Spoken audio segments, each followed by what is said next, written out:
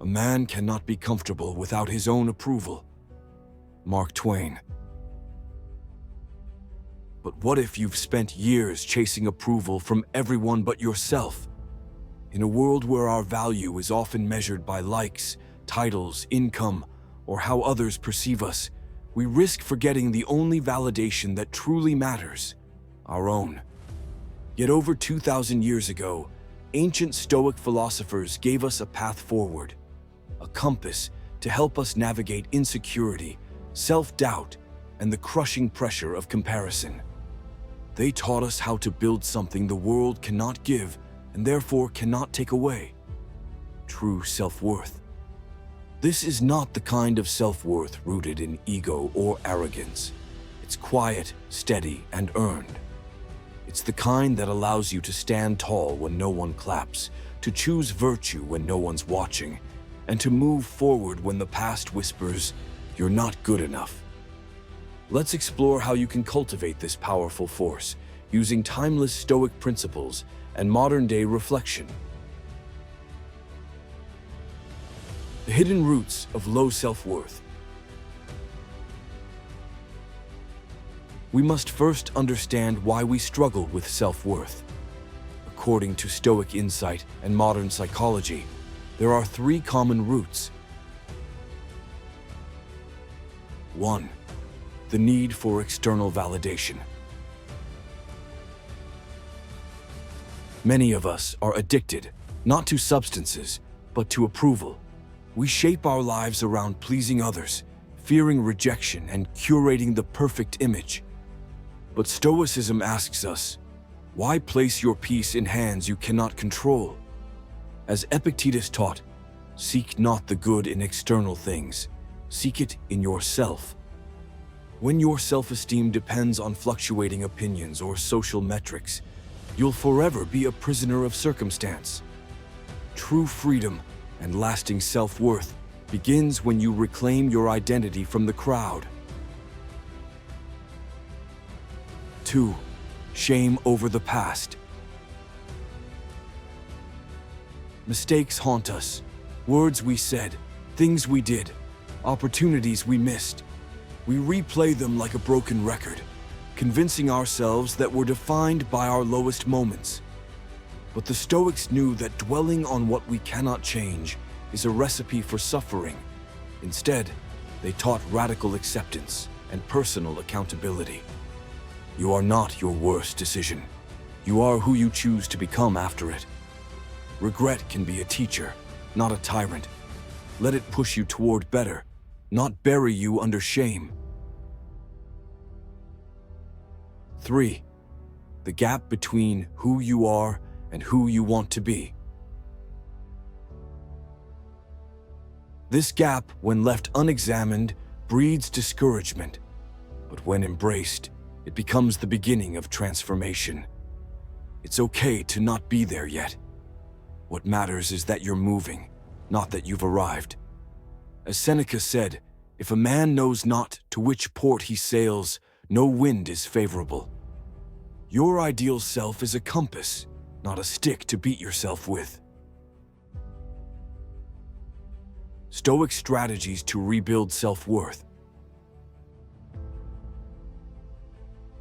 1.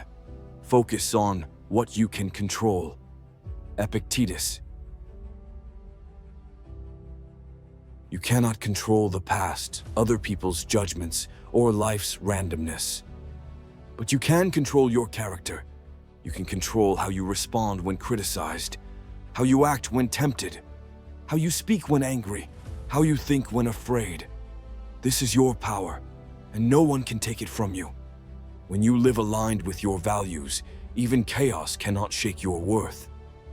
The chief task in life is to separate things, those that are in our control and those that are not. Epictetus. 2. Detach from the need for praise. Marcus Aurelius. The Roman emperor wrote, "Meditations not for fame, but for self-reflection." Even as the most powerful man on earth, he reminded himself, "If someone despises me, That's their problem. My only concern is not doing or saying anything deserving of contempt. He saw that fame is fleeting.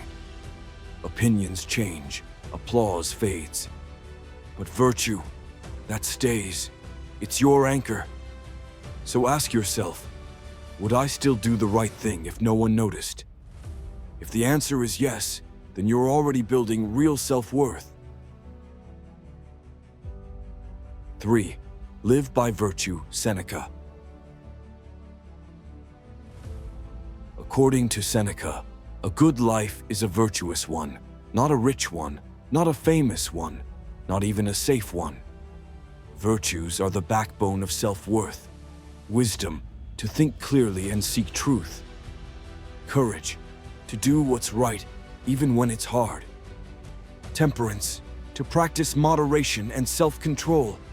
Justice, to treat others and yourself fairly. Self-worth is born when you act according to these values, even when no one's watching, especially then. Practical steps to strengthen self-worth. Here's how to make Stoicism more than philosophy, how to make it your lifestyle. 1. Define your ideal self. Take time to ask, what kind of person do I admire? What do I stand for? How do I want to show up in relationships, work, and solitude? Write it down, visualize it, speak it aloud. Your ideal self is not some perfect image. It's the most honest version of you. First, say to yourself what you would be, then do what you have to do. Epictetus. Identify habits to start and stop. Self-worth is built in small choices. Replace doom scrolling with journaling. Trade gossip for meaningful conversation. Turn Netflix marathons into nighttime walks. Replace avoidance with one small act of courage. Don't try to change everything at once. Pick one small action that aligns with your ideal self and do it every day. Build from there. 3. Reflect, adjust, repeat. Self-worth is a practice, not a destination. Return to your vision often.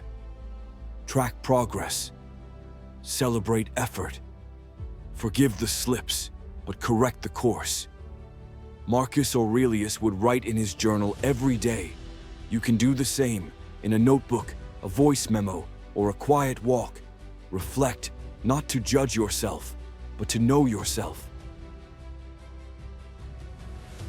Your worth is yours to define. You are not your mistakes. You are not your follower count. You are not your job title, your past, or your praise. You are your values. You are your integrity. You are your consistent effort to live better, one thought, one choice, one day at a time. The Stoics taught that the highest form of power is self-mastery. Not dominance over others, but sovereignty over the self.